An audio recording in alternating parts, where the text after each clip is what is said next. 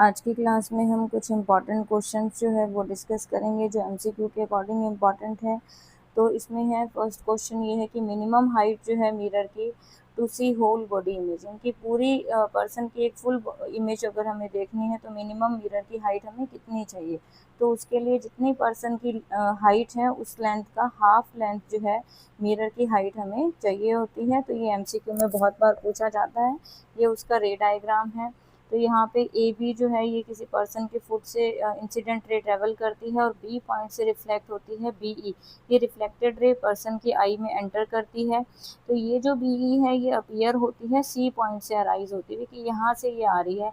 तो इसका मतलब कि जो बी पॉइंट से ज़्यादा हमें मिरर को एक्सटेंड करने की ज़रूरत नहीं है। इधर से जो कि पर्सन का जो हेड का टॉप पार्ट है वहाँ से जी एफ इंसिडेंट रे ट्रेवल होती है और ये एफ पॉइंट से रिफ्लेक्ट होती। एफ ई जो है ये इसका ये रिफ्लेक्टेड रे है, ये आइज रे जो आइज में एंटर करती है। तो इस तरह से मिरर का जो टॉप पार्ट है तो वो एफ जो पॉइंट है इसकी लेंथ से ज़्यादा हमें ज़रूरत नहीं है इसकी।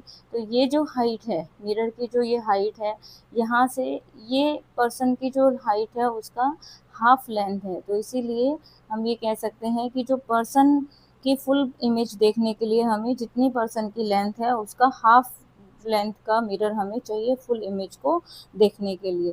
नेक्स्ट है under what condition in an arrangement of two plane mirror incident ray and reflected ray will always be parallel to each other whatever may be the angle of incident show with the help of diagram.